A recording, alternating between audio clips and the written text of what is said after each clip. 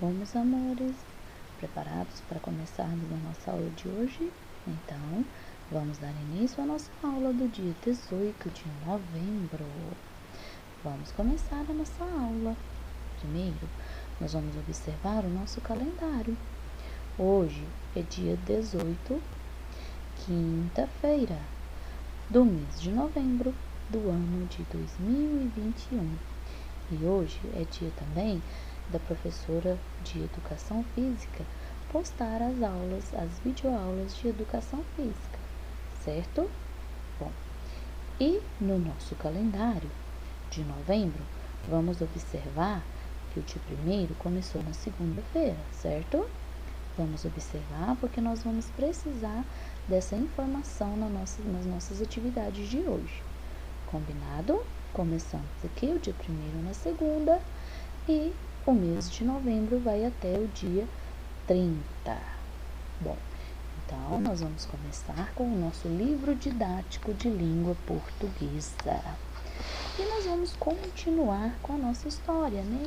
A interpretação da história em quadrinhos do Cascão Midas. Vocês estão lembrados que nós estamos estudando essa história em quadrinhos esta semana? E hoje nós vamos trabalhar com as atividades na página 159 e 160.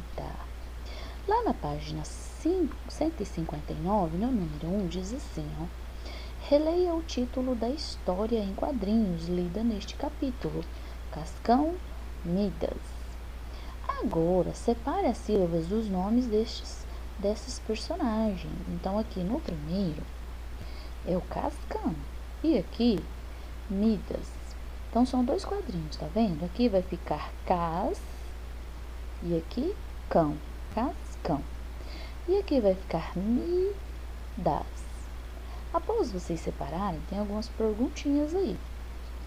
Na letra B diz assim: em que posição aparece a letra S? No começo ou no final das sílabas? No caso do Cascão, aparece no começo. E aqui aparece no final, ó. Tá vendo que aqui a gente tem a letrinha S aqui bem no Cas, primeira, né? Cas. E aqui no finalzinho, das. Então, aparece no começo e no final, certo? Na letra C, a letra S está antes ou depois da vogal em cada sílaba? Ela está depois, né? Aqui tem a letra a vogal A e depois o S.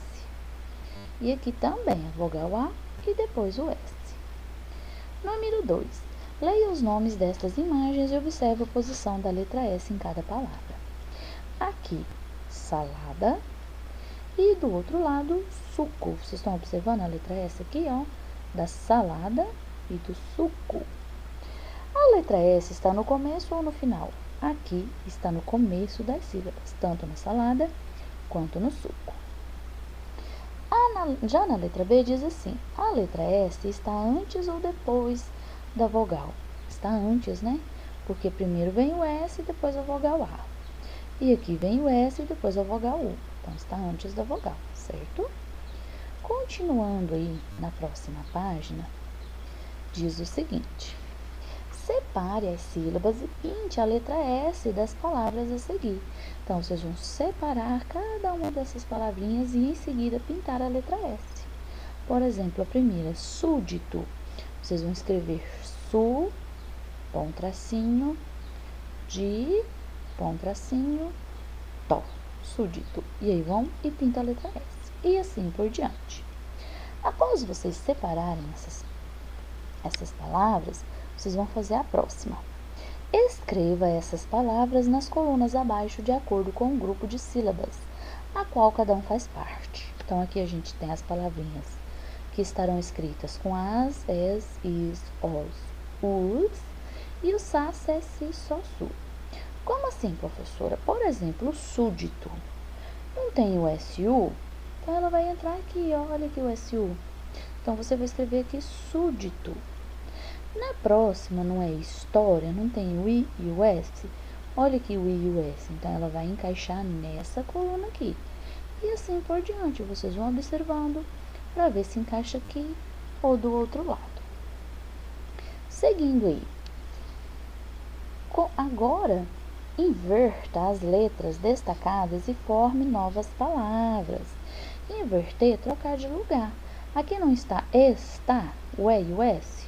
Vocês vão inverter, vocês vão colocar o S de lá e o E de cá. Vai ficar seta, né? Vai mudar a palavrinha. Asco. Vocês vão pegar o A e o S e vão trocar de lugar. Vocês vão colocar o S lá no começo e o A depois. Vai ficar saco. E assim com as outras palavras. Combinado? Diz assim: use uma das palavras que você formou na atividade anterior para completar este trava-língua. Olha o sapo dentro do... Onde que o sapo tá, gente? E que nós formamos aqui, ó. Saco, não é verdade? Olha o sapo dentro do saco. O saco com o sapo dentro. O sapo batendo papo e o papo soltando o vento. Legal, né? Esse trava-língua é muito legal. Bom, continuando aí, nós vamos para a nossa apostila de matemática. Lá na página 44 e 45. E diz assim: São Paulo é uma cidade muito poluída. Há um sistema de rodízio de carros para diminuir a circulação de veículos nas principais vias da cidade. Então, aqui vem o rodízio, né? Os dias da semana e o final da placa. Então, na segunda-feira, né, de acordo com esse número final da placa, é o dia da semana em que o veículo não deverá circular. Bom, então vocês têm que observar aqui, ó. De acordo com o número final da placa, ou seja, o último número da placa, é o dia da semana que o veículo não deverá circular, né? Das 7 às 10 horas e das 17 às 20 horas. Então, por exemplo, na segunda-feira, não pode o 2. Na terça, que tiver o final 3 e 4. Na quarta, o final 5 e 6. Na quinta, o final 7 e 8. E na sexta, o final 9 e 0. Seguindo aí, diz assim: observe as placas e escreva o dia da semana em que cada veículo não pode circular nos horários do rodízio. Então, aqui, ó, com o final 3, tá vendo, ó? Aqui não é o 3, o final, ó, terça-feira, então você vai escrever terça-feira. O final 1, tá vendo, ó? Olha aqui o 1, segunda-feira, vocês vêm aqui e escrevem segunda-feira, e assim por diante. Seguindo aí, faça um X na placa do veículo que não pode circular na quinta-feira, nos horários de rodízio. Então, quinta-feira não é com o final 7 e 8. Então, vocês vão procurar a plaquinha que tem o final 7 e 8 e marcar o X. Combinado? Seguindo aí na próxima página, diz assim: o carro da professora Arlete e o rodízio. Em que dia da semana o carro da professora Arlete não pode circular nos horários de rodízio? Então, qual que é o dia que esse carro aqui da professora Arlete não pode circular? O final dele é 4. Vamos olhar?